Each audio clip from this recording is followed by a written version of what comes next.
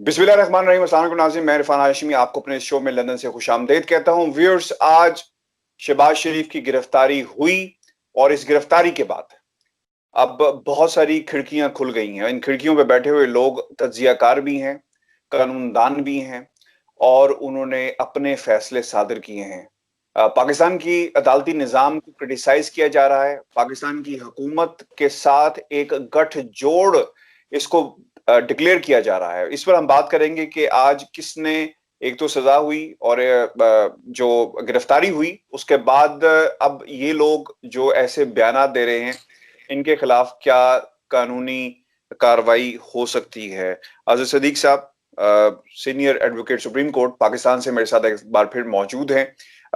मैंने ये जरूरी समझा कि अजहर साहब को ही हम दोबारा अपने प्रोग्राम में लेकर आए और आज की जो गिरफ्तारी हुई है इसके मुख्तलिफ कानूनी पहलू देखें, ये जो कंटेम्प्ट ऑफ द कोर्ट की जा रही है। बहुत शुक्रिया अजहर सदीक साहब आपके वक्त का। आज गिरफ्तारी हुई और उसके बाद आपने बयानात भी देखे होंगे जो इस वक्त पाकिस्तान मुस्लिम लीग नून की तरफ से आ रहे हैं। मरियम औरंगजेब ने भी कहा कि ये गठजोड़ का नतीजा है। टेलीविजन स्क्रीन के ऊपर एंकर्स बैठकर ये सवाल कर रहे हैं पाकिस्तान के अदालती निज़ाम से कि जनाब आपको कोई ऐसी जुरिस्प्रूडेंस लानी चाहिए जिसमें फैसलों की नोयत एक जैसी हो। कहीं पर रेफरेंस फाइल होने के बाद गिरफ्तार कर लिया जाता है, कहीं पर पहले नहीं किया जाता, तो ऐसा जो इम्तियाजी सलूक क्यों बढ़ता जा रहा है, इस किस्म की बात भी हो रही है। सर, पहले तो मुझे बताएं कि ये जो आज का फैसला था, इस पर किसी का तनकीद करना या एंकर्स का सवाल करना या टेलीविजन के ऊपर इस पे बहस करना, क्या ये कंटेम्प्ट ऑफ द कोर्ट है या नहीं है? जी। अच्छा, मैं थोड़ा सा आगे जरा इसलिए हुआ हूँ, मैंने कहा कि मैं स्टार्ट ही वहीं से करूं कि ताकि आसानी हो जाए। और ये जो एंकर्स बात कर रहे हैं और जो बाकी लोग बात कर रहे हैं, आर्टिकल 19 मैंने पढ़ा था आपके सामने, वरना दोबारा पढ़ना बहुत जरूरी है। Every citizen shall have the right of freedom of speech and expression and there shall be freedom of the press। इससे आगे नहीं जाते वो। Subject to any reasonable restriction imposed by law in the interest of the glory of Islam or the integrity, security or defense of Pakistan or in part thereof, friendly relationship with foreign state, a public order, decency or morality, or in relation to contempt of court। कहां का है ये? Absolute है। अदालत के बारे में जो भी आप बात करेंगे, कंटेम्प्ट ऑफ कोर्ट को सामने रख के कमीशन और incitement to an offence. Contempt of court एक फौजदारी जुर्म है। सुई जनरस हम उसको कहते हैं कि सिविल भी है, फौजदारी भी है। आर्टिकल 204 बड़ा क्लियर है। मरियम औरंगजेब साहबा ने और मरियम नवाज साहिबा ने आज out of the blue, out of the post कह के कह दिया गया, पीले लगा दी हैं, गठजोड़ की बातें कर रही हैं। ये सब तौहीन अदालत है। और आपको याद होगा नवाज शरीफ का ये बयानिया वो ही है, वोट को इज्जत देने का। 5 जजों के बारे में क्या बातें की, 3 लोग इनके कंटेम्प्ट में डिस्क्वालीफाई हुए हैं, अगर आपको याद हो। तलाल चौधरी, दानियाल अजीज और वो निहाल हाशमी साहब, 3 लोग। और अब बैठ के वो दोबारा मरियम नवाज साहबा ने जो आज बात की है, वैसे तो ये नाहल हैं, 10 साल के लिए डिस्क्वालीफाई हो चुकी हैं, लेकिन ये contempt of court Maryam Nawaz साहबा ने भी और मरियम औरंगजेब साहबा ने भी कंटेम्प्ट ऑफ कोर्ट की है। और उसके अलावा हमारे यहाँ पीका है, prevention of electronic crime act, जो 2016 का है, जिसके तहत जो ये बातें सारी की हैं, ये उसके तहत भी जुर्म काबिल दस्तंदाजी पुलिस है। FI बाकायदा इस पे कंप्लेंट करके कर सकती है। और इनकी अगर कोई बंदा भी अगर हाई कोर्ट में या सुप्रीम कोर्ट में कंटेम्प्ट ऑफ कोर्ट दायर करता है तो अदालतें, और मैं कर चुका हूं, मैंने एहसन इकबाल के खिलाफ की थी, शायद खान के खिलाफ की थी, सिर्फ अलमेडा वाले इशू में मैं लेकर गया था। और मरियम औरंगजेब, मरियम नवाज शरीफ के बारे में भी ये मैंने सारी फाइल की थी और बाकायदा। और ये रिकॉर्ड का हिस्सा है कि ये जो बातें जो कर रहे हैं ना, यानी देखिए ना, मिसाल के तौर पर उन्होंने कहा, अगर आपको याद करना का, तोशा खाना का, अब यहां से नजर आ रहा है तोशा खाना के केस पहले आया। तोशा खाना के केस में आपको समन किया गया, आपने बकायदा चैलेंज कर दिया। अदालत ने कहा चैलेंज करना है तो खुद आए, पेश हो आकर। और जब वो देखा तो पता चला कि आपको तो भी 8 हफ्ते की जमानत दी थी इस्लामाबाद हाईकोर्ट ने। इस्लामाबाद को हाईकोर्ट पूछे बगैर आपको फेडरल गवर्नमेंट ने भिजवा दिया, तो वो उसमें फिर अपील इसलिए फिक्स हुई। अब यहां बैठ के इस तरह के अल्फाज इस्तेमाल करना, ये तो ये बिल्कुल मैं नहीं समझता। इलेक्शन कमीशन को भी इस बात का नोटिस लेना चाहिए, इलेक्शन कमीशन क्यों खामोशी से बैठा हुआ है। एक तो नवाज शरीफ साहब उससे एक डिस्क्वालीफाई आदमी उस सियासी जमात को रिप्रेजेंट कर रहा है, वो कह रहा है कि लीडर है जो बयानिया उसको होगा चलेगा। फिर मरियम नवाज साहबा का ये बातें और मरियम औरंगजेब साहब की ये सारी बातें करना, ये बगैर किसी शक व शुबे के तौहीन अदालत में आता है वाज़ेह तौर पर। और उम्मीद है, मैं उम्मीद करता हूं कि सारे मसले में अब जो है ना, वैसे तो वफाकी हुकूमत को भी इसमें एक्शन लेना चाहिए, FIA को भी लेना चाहिए, ताकि तौहीन अदालत की कार्रवाई बाकायदा शुरू हो सके। अच्छा, अब ये इस वक्त प्रेस कॉन्फ्रेंस हो रही है मरियम नवाज की, मैं आपको साथ साथ पढ़ भी देता हूँ। वो कहती हैं कि गिलगित बल्तिस्तान इलेक्शन में धांधली कराई जा रही है। शहबाज शरीफ को अपने भाई से वफादारी की सजा मिली। नवाज शरीफ की रिहाइशगाह के बाहर इस वक्त वहां पर कुछ लोगों ने एहतजाज किया। कल वो वीडियो भी हमने दिखानी है कि वहां पर कुछ लोग मास्क पहन के पहुंचे, उसका भी हवाला दिया। शहबाज शरीफ को जेल में कैद करने से तहरीक में मजीद जज्बा आएगा, मरियम नवाज कह रही है। हमजा शहबाज 13 माह से जेल में है, इस पर कोई इल्जाम साबित नहीं हुआ। शहबाज शरीफ की अहलिया बेटों को इश्तिहारी बना दिया गया। खानदान के तमाम लोगों को अदालतों के चक्कर लगवाए गए। आज बहुत ही अफसोसनाक दिन है, मरियम नवाज कह रही हैं। फिर भी कहती है नवाज शरीफ की रिहाइशगाह के बाहर जो कुछ हुआ इस पर भी, इसकी भी उन्होंने मजम्मत की और कहा कि रेफरेंस चल रहा था, इस दौरान ही इनको गिरफ्तार किया गया। शहबाज शरीफ पर रेफरेंस चल रहा था, इसी दौरान उन्हें गिरफ्तार किया गया। अदलिया ने भी कहा कि नैब सियासी इंजीनियरिंग करने वाला इदारा है। मेरे खिलाफ रेफरेंस में आज तक कुछ साबित नहीं हुआ। शहबाज शरीफ, उनकी औलाद और अहलिया को अदालतों के चक्कर लगवाए गए, ये उनका ये कहना है। इस वक्त सवालात के जवाब भी वो दे रही हैं और वो ये कहती हैं कि मुस्लिम लीग नून में हर तरह के लोग हैं। नवाज शरीफ और मेरे बयानी का बोझ उठाना हर किसी के बस की बात नहीं है। मुझे ये सिर्फ ये बता दें कि ये जिस तरह का खाका कौम के सामने खींचा जा रहा है, जो हालात नजर आते हैं कि जनाब उन्हें नजर आ रहा था, जो मेरी असेसमेंट हुई है, आप इससे इत्तफाक भी कर सकते हैं, इसे गलत भी साबित कर सकते हैं।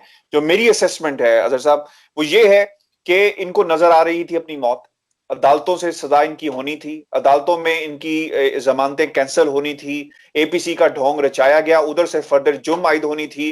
कौम के सामने एक तमाशा लगाने के लिए, एक उज़र बयान करने के लिए एक बहाना रखना था कि जनाब देखें, हमने तो APC का शोर मचाया और हुकूमत में इतना इसको बर्दाश्त करने का हौसला नहीं था, लिहाजा हमारी गिरफ्तारी कर दी गई। अब इस चीज को अदालतों से जोड़ा जा रहा है और उसमें उन्होंने ये भी कहा, कुछ सीनियर सहाफी टेलीविजन पे बैठ के ये भी कह रहे थे कि ये जो कुछ हो रहा है ये APC की वजह से हो रहा है और प्रेशर को रिलीज करने के लिए हो रहा है और मज़ाहमत की सियासत और इस किस्म की बातें की जा रही हैं। आपको लगता है कि इस तरह इसको टेलीविजन के ऊपर बैठ के ये जो रब्त कायम किया जा रहा है चीजों के दौरान, और किसी को ये ख्याल नहीं आ रहा कि आप खुद ही सवालात ऐसे उठा रहे हैं जो अदालतों को डायरेक्ट हिट कर रहे हैं? इरफान हाशमी साहब, अगर थोड़ा सा तारीखी तौर पर बताता चलूं, आपको याद होगा पनामा के केस में गॉड फादर एंड सिजिलियन माफिया के लफ्ज इस्तेमाल हुए थे। गॉड फादर या सिजिलियन माफिया का कॉन्सेप्ट जरा समझ आइएगा। बुनियादी तौर पर ये कहते हैं कि हम एग्जम्प्टेड हैं, हम माफोकल फितरत चीज हैं, हमें कोई हाथ नहीं लगा सकता। हमें किसकी जरूरत हुई है, हमसे पूछा क्यों पूछा गया, हमसे सवाल नहीं पूछ सकते, हमारी इंक्वायरी नहीं कर सकते। बात बड़ी सीधी सी है। ये सारा अदालती निजाम में बड़ा सिंपल सा है। मेरी सेंट्रल लंदन के आप पूरे पाकिस्तान में जायदाद नहीं निकल आई जायदादें, ये है वो जराए, और वो है कतरी खत जो घोड़ों और खच्चरों में लेकर आप गए थे। आप बड़ी सिंपल सी बात, और ये मैं हैरान हूं कि हमारे जो बैठे एंकर हजरात है बगैर की सोचे समझे, ओ भाई बड़ी सिंपल सी बात है। 2 केसों में एवनफील्ड में अल अजीजिया में नवाज शरीफ को सजा हुई है 10 साल और 7 साल। 10 साल के लिए वो नाहल हुए, दोनों में 10-10 साल के लिए। ये रिकॉर्ड की बात है। पनामा के केस में मिस डिक्लेरेशन के ऊपर सगेशियस होने से अमीन नहीं है, डिस्क्वालीफाई हुए। ये भी रिकॉर्ड की चीजें हैं, कोई अनोखी चीज नहीं है। यानी अब ये तो बयानिया जान के बनाया जा रहा है, अवाम को बेवकूफ बनाया जा रहा है। और ये जो बात है ना, यहाँ कहीं ना कहीं हमारी स्टेट की तरफ से ये बेसिकली बगावत के जुमरे में आता है। मैं इसको सेडिशन कहता हूँ, बबांगे दौल, कि आप इदारों के खिलाफ लेकर चल रहे हैं ना। यानी आप जो बयानियां बना रहे हैं, जो बातें लेके आ रहे हैं, आप बजाय अदालतों में लड़ने पे मीडिया ट्रायल चाहते हैं। भाई आप जाके अदालतों में लड़े, अदालतों में। यानी इन्होंने बाकायदा एक ड्रामे के तहत, अरशद मलिक का केस अगर आपको याद हो कि मेरिट पे अल अजीजिया की बेल वापस ले ली, जो कि केस नहीं बनता था, एविडेंस इतनी ज्यादा है, वहां एविडेंस को कोई सवाल उंगली नहीं उठा सकते। वहां बाकायदा प्लानिंग के साथ अरशद मलिक का पूरा ड्रामा किया गया, वीडियो बनाई गई, रिकॉर्डिंग की गई, लेकिन वो अल्टीमेटली उसमें फ्लैगशिप में बरी कर दिया उन्होंने। और एक में सजाए बजाय ये एक सजा देते 14 साल की, 10 साल की सजा देते, वो 7 साल की सजा देगी। वो फायदा दिया गया अरशद मलिक ने। लेकिन ये सारी चीजों को आप इकट्ठा कर देखें तो ये एक बगावत के जिम्मे में आता है यहाँ बनाना रिपब्लिक बनाना चाहते हैं, अब गॉड फादर या सिजिलियन माफिया का, यानी आप हमें नहीं पूछ सकते, आप देखें तो सही ना, यानी अदालतों से जमानत खारिज हो चुकी है। पंजाब गवर्नमेंट ने 401 के तहत फरवरी में जमानत खारिज कर चुकी है। हाई कोर्ट ने सिर्फ 4 हफ्ते की बाहर जाने की इजाजत दी थी और वो कह रहे हैं मैं नहीं आऊंगा, यानी बकायदा चैलेंज कर रहे हैं, गवर्नमेंट की रीट को चैलेंज कर रहे हैं और अदालतों को चैलेंज कर रहे हैं आप। मेरा एक सवाल है, क्योंकि मैं इसको बैलेंस रखना चाहता हूं। ये भी सवाल होता है अजहर सिद्दीकी साहब कि आपको मालम जब्बा नजर नहीं आता। आपको गालिबन मालम जब्बा वाला ही केस है अजहर साहब, मुझे करेक्ट कर दें अगर। जी मालम जब्बा वाला ही केस है, मालम जब्बा मेट्रो बीआरटी पेशावर का केस। वो बीआरटी नजर नहीं आता आपको परवेज खटक साहब नजर नहीं आते, आपको जहांगीर तरीन साहब नजर नहीं आते, आपको बाकी लोग नजर नहीं आते। तो क्या वाकई सिस्टम में कहीं पे कोताहियां मौजूद हैं? नैब का सिस्टम स्लो है? क्या ये बात जो ये लोग कर रहे हैं इसमें आपको कितनी हकीकत नजर आती है? अच्छा देखिए, मैं बताऊं, इरफान हाशमी साहब इस दस्त की स्याही में मुझे कोई तकरीबन 1990 से ही मैं नैब के केसेस कर रहा हूँ। मैं पहली दफा देख रहा हूँ कि हुकूमत वक्त का भी एहतसाब, हम कैसे भूल जाए, अलीम खान पकड़ा नहीं गया, मेरा मौका है वो, और केस कोई नहीं है उसके अलावा, उसने किसी भी डिपार्टमेंट के अंदर बैठ के करप्शन नहीं की, ये हकीकत की बात है। वो अपना टैक्स के हवाले से अपना जो कोई किया उन्होंने वहां बैठकर, इनमें कोई टीटीएल लगना, ठेकेदारी, छोड़ दें इस बात को, आप सिप्तान खाना ले लें आप। अब मालम जबा के हवाले से आप देख लें, इंक्वायरी चल रही है भाई, सवाल है बीआरटी के हवाले से सुप्रीम कोर्ट ने रोका, सुप्रीम कोर्ट ने इसलिए रोकाया भी, अगर देखा जाए तो मेट्रो ऑरेंज से बड़ा कोई केस है। आज शहबाज शरीफ साहब कहने लगे कि मैंने पता नहीं 600 बिलियन बचाया। ओ भाई, जो मेट्रो ऑरेंज है ना, पता नहीं नैब क्यों खामोश बैठी हुई है, नैब क्यों फायदा दे रही है इसको? भाई 101.62 बिलियन डॉलर का प्रोजेक्ट था और इस वक्त 3 बिलियन डॉलर, 350 अरब से ऊपर का जा चुका है।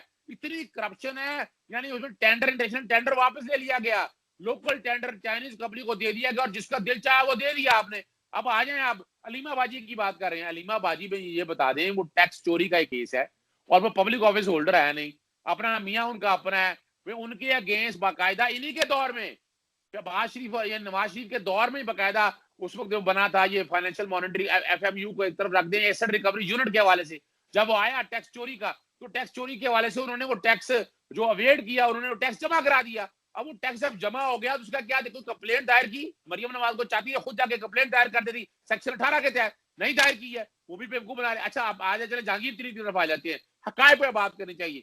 जहांगीर तरीन की अकेली शुगर मिला है, उसमें जितनी शुगर मिला है, किसी और शुगर मिलू को पकड़ा है अभी तक कोई? किसी भी को गिरफ्तार किया है भाई? क्या उसका नाम ईसीएल में था? जहांगीर तरीन का नाम बताया ना, ईसीएल में कब था?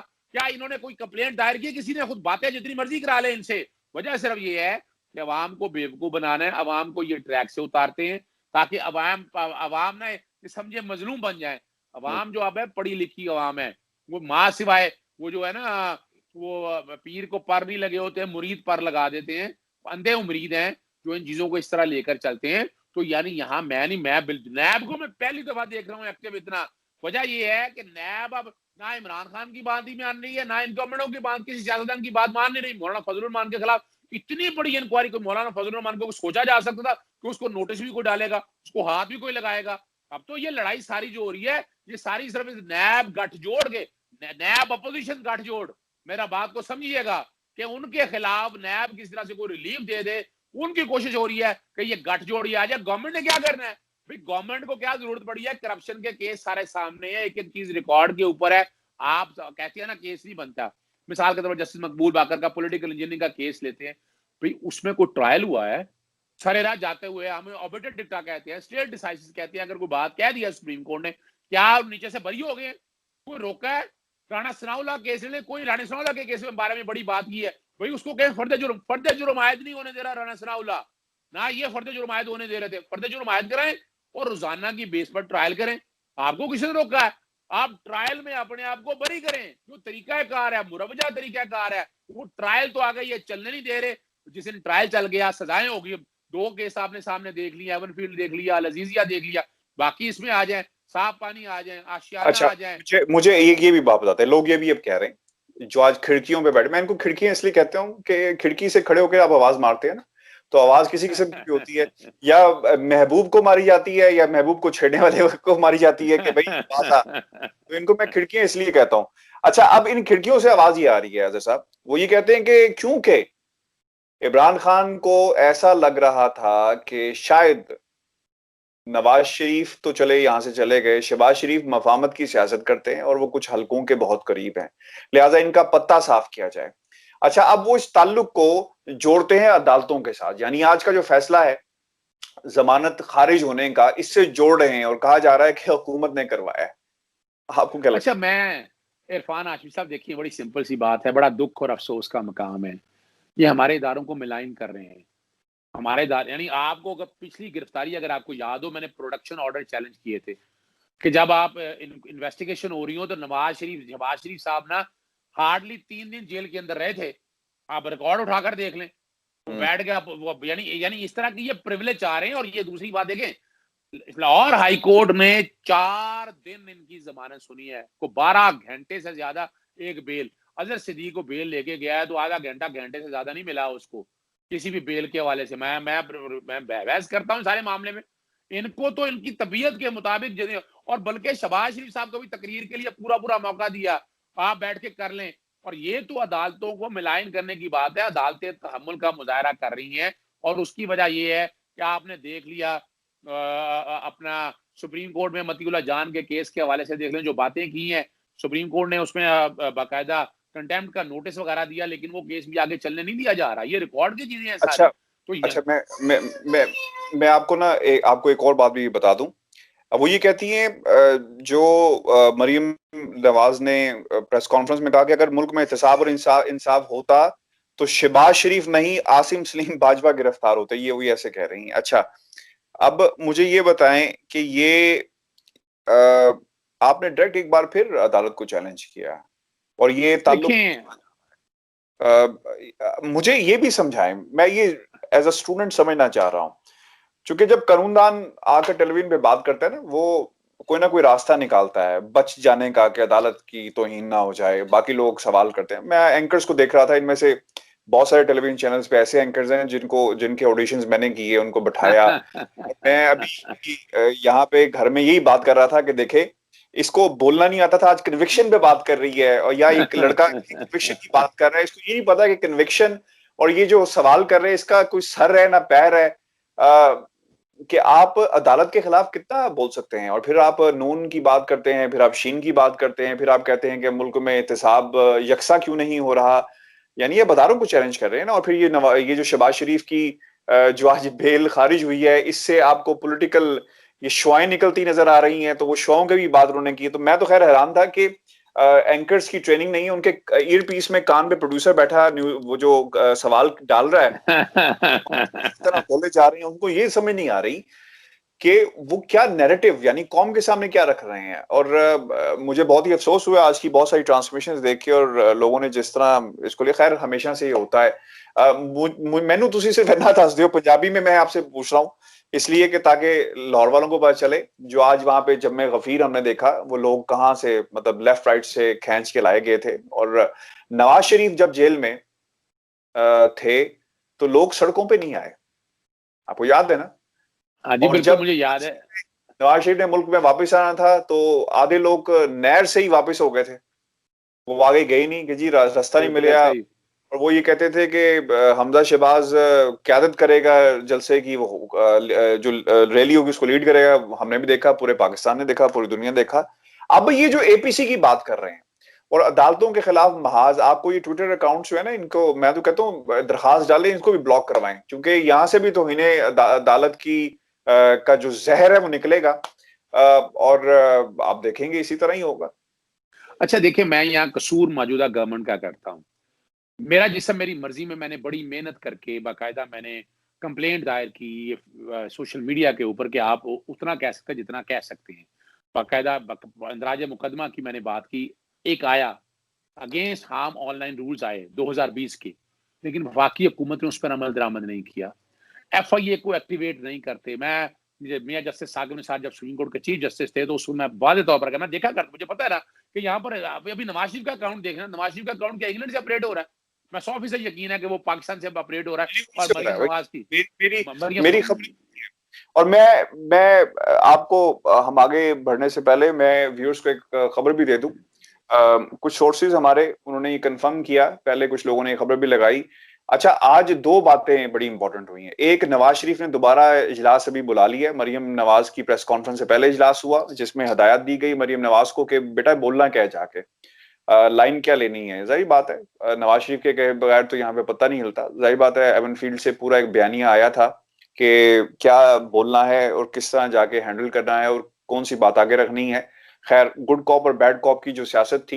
अच्छा, ये भी मैं आपको बता दूं, मेरे एक ज़हन में एक बात आई, उन्होंने शहबाज शरीफ ने ये भी कहा कि मेरी मफामत किसी काम नहीं आई। अच्छा देखें, मजामत भी नहीं आई, देखें किसी काम नहीं आई। और खान साहब, खबर मैं खबर दे दूं पहले। अच्छा, एक तो ये हुआ कि दोबारा अजीजा वहां पर इजलास हुआ और टास्क दे दिया गया है किस तरह एपीसी को लीड करना है, किस तरह हुकूमत के खिलाफ महाजराई करनी है और आइंदा क्या क्या होगा, लोगों को बकायदा टास्क दे दिए गए हैं। ये एक लेटेस्ट इस वक्त की डेवलपमेंट है। और एक दूसरी डेवलपमेंट भी है आज की जो खबर थी और ये ट्रांसमिशन इस वक्त डेविड रोज भी देख रहे हैं।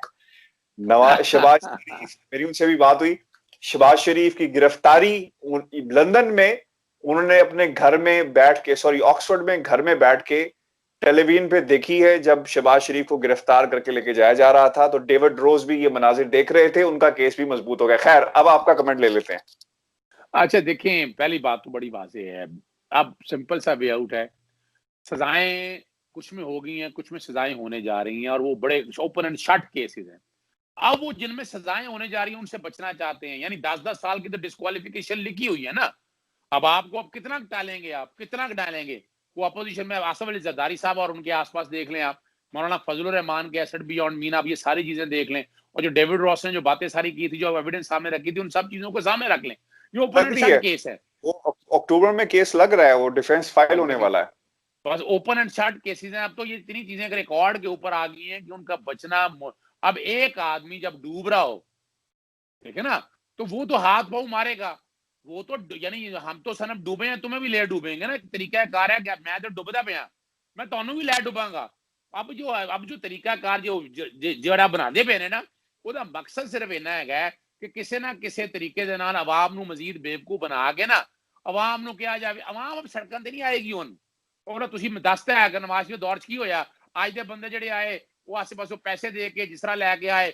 ਅੱਜ ਕਰੋਨਾ ਨਹੀਂ ਹੈਗਾ ਸੀਗਾ, कोई एसओपीज ਦੇ ਅਮਲ ਦੇ कल ਕੀਤਾ ਜੇ ਮੈਨੂੰ कोरोना हो गया, हमजा ਨੂੰ कोरोना बिल्कुल हो सही। गया। वीडियो वीडियो अजहर भाई बहुत लंबी हो जाएगी, बात को समेट देते हैं। और आपका शुक्रिया, आपने मुझे टाइम दिया। हम ये नशिस्तें मजीद रखेंगे और कल दोबारा आपसे टाइम लेंगे क्योंकि अब डेवलपमेंट्स बहुत सारी होनी है। और मैं चाहूंगा कि आप कोई कोड ऑफ कंडक्ट जो मौजूद है इसके हवाले से भी कोई दरखास्त दायर करें, क्योंकि ये सवाल अदलिया के ऊपर होते हैं तो यकीनन ये सही नहीं है। इदारों को मजबूत, उन पे उनका मजाक उड़ा के इदारे मजबूत नहीं होते। अदारे मजबूत होते हैं कि उनका, बिल्कुल ठीक है। बिल्कुल ऐसा ही है। मैंने जैसे पैमरा में शिकायत दे दी है, अब बाकायदा हाईकोर्ट में जो बातें ये सारी की हैं, ऑलरेडी एप्लीकेशन पेंडिंग पड़ी थी, उसमें नई लेटेस्ट एप्लीकेशन हम लेकर आएंगे कि जो कुछ भी हो रहा है ये तौहीन अदालत हो रही है। आप करें अपनी सियासत करें, आपको रोका है किसी ने, मगर ये नहीं है कि आप अदालतों को मिलाइन करें, कंडेम्प्ट करें और आपको इजाजत दे दी जो मर्जी आप करें। बिल्कुल सही है। बहुत शुक्रिया अजीज सदीक साहब, पाकिस्तान से हमारे साथ मौजूद थे। व्यूअर्स, हमारा ये प्लेटफॉर्म किसी पर कीचड़ उछालना नहीं है। हम इदारों का वकार चाहते हैं, हम चाहते हैं कि पाकिस्तान की आवाम के सामने सच रखा जाए। अगर आप सच्चे हैं, अदालतों को सबूत दें और रिहा हो जाएं और आप अपनी सियासत करें, लेकिन इस सियासत को खुदारा अदारों के साथ शामिल मत करें। जज पॉलिटिकल तब होते हैं जब आप उन्हें अप्रोच करते हैं, जब आप उनकी वीडियोस बनाते हैं, जब आप उन्हें लालच देते हैं, जब आप वो आपको फोन करते हैं और आप उन्हें फोन करते हैं। इन अदालतों में क्या होता रहा है, पाकिस्तान की तारीख भरी पड़ी है, किसके किसके साथ ताल्लुक थे। अजहर सदीक साहब भी सुन रहे हैं मुझे। जब रिकमेंडेशंस जाती हैं मुख्तलिफ सियासी जमातों के धड़ों से और उनके ताल्लुकात होते हैं जजेस के, तो ये चीजें छुपी हुई नहीं है। इदारे उस वक्त इंडिपेंडेंट होंगे जब अदारों का एहतराम किया जाएगा, ना ये कि आप चौक में रखे किसी भी इदारे का एक पोस्टमार्टम शुरू कर दें, जिस वक्त पाकिस्तान में सियासी जमातें कर रही हैं। मैं अजहर साहब चाहता था कि हम आसिफ अली जरदारी साहब पे बात करते, लेकिन वीडियो बहुत लंबी हो गई है। मैं चाहूंगा कि हम एक और वीडियो करें जिसमें आसिफ अली जरदारी, क्योंकि ये दो बहुत इंपॉर्टेंट इस वक्त एलिमेंट्स हैं। पहले तकरीर किसने की, आसिफ अली जरदारी साहब ने। दूसरी तकरीर किसने की, नवाज शरीफ साहब ने। तीसरी तकरीर भी हुई और फिर आपके सामने अब क्या हुआ। खैर व्यूअर्स, ये हमारा आज का शो था लंदन से। अपने कमेंट्स भेजें और अब हम कोशिश करेंगे कि अपनी ट्रांसमिशन लाइव भी करें और आपके सवालात भी लें, और अजहर सिद्दीकी साहब से हम रिक्वेस्ट करेंगे हमें लाइव ज्वाइन करें ताकि आपके सवालात का ये भी जवाब दें। अपना बहुत सारा ख्याल रखिएगा। मुझे लंदन से इजाजत दीजिए। अल्लाह ने के मान।